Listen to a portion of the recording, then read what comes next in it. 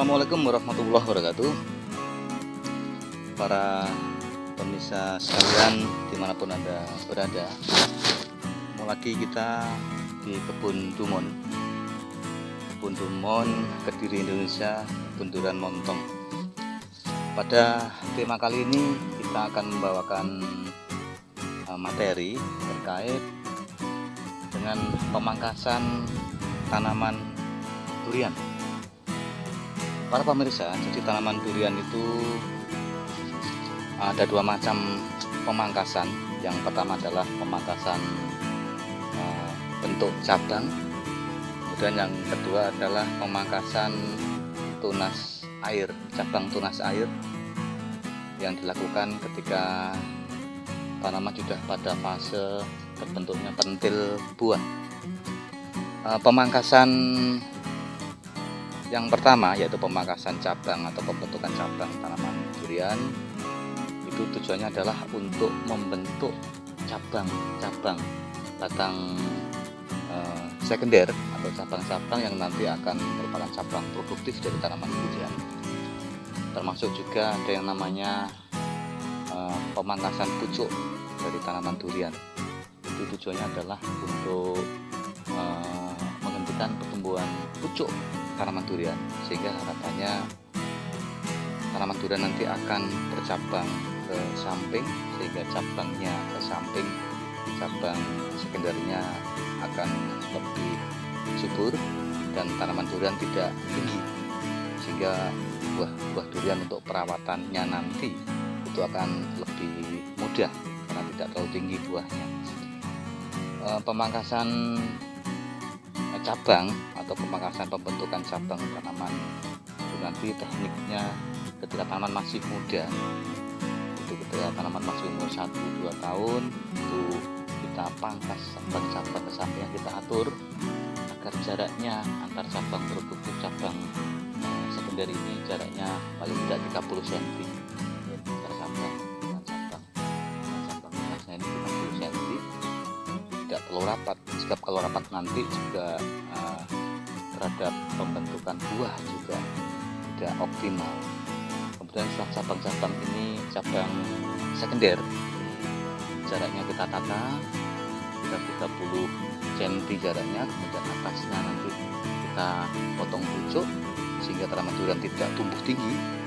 Harapannya tanaman durian nanti akan rendah pertumbuhannya ke samping, sehingga ketika berbuah kita akan mudah perawatannya, juga ketika kita penyemprotan hama penyakit juga tidak terlalu tinggi, sehingga perawatan tanaman durian ini akan lebih mudah. Itu yang pemangkasan pertama.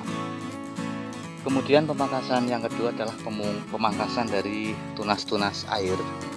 Tunas air ketika tanaman durian sudah pentil seperti ini, sudah pentil ini cabang-cabang seperti ini harus kita hilangkan. Harus hilang. Sebab kalau cabang-cabang tunas air ini tidak hilang, itu nanti akan terjadi kompetisi makanan untuk tanaman dan untuk cabang. Nah, sehingga nanti biasanya kalau tunasnya tidak bersih, buahnya tidak bisa besar. Sehingga cabang-cabang tunas air ini harus kita hilangkan. Seperti ini harus hilang, harus bersih. Ini ada pentilnya, ini juga harus bersih, harus dipotong bersih. Nah, harapan kita nanti pentil-pentil yang ada itu tidak terjadi kompetisi makanan untuk pertumbuhan besar daripada tanaman buah.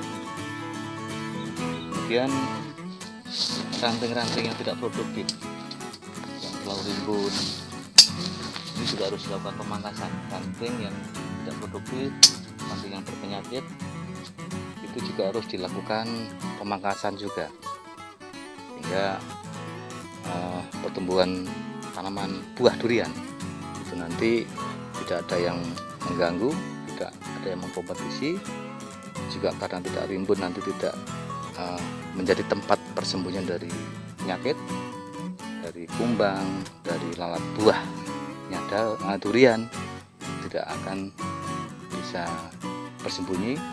Dan ketika kita melakukan penyemprotan, itu hama penyakit juga bisa bersih. Kali itu para pemirsa sekalian, jadi ketika kita melakukan pemangkasan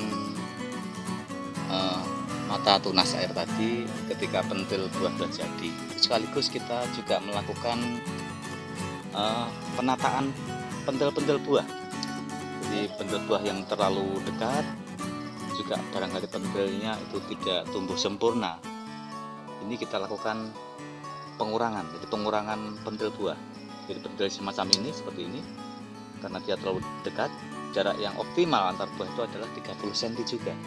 Jadi ini karena terlalu dekat dengan pentil yang ini, juga bentuknya kebetulan bentuknya pentil ini juga tidak sempurna, itu kita pangkas. Jadi pemangkasannya jangan terlalu dekat dengan cabang sekundernya, sekitar 1 cm. Kita pangkas, kita buang.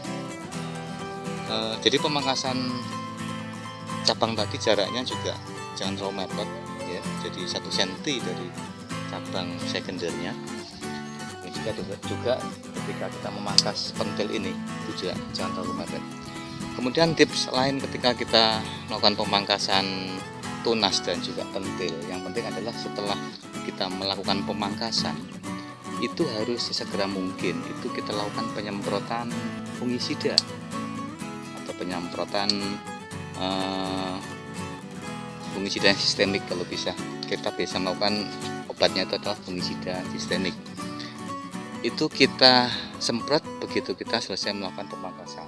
Tujuannya adalah agar tidak ada jamur, fungisida atau bakteri atau penyakit yang akan masuk melalui luka-luka dari bekas pemangkasan kita.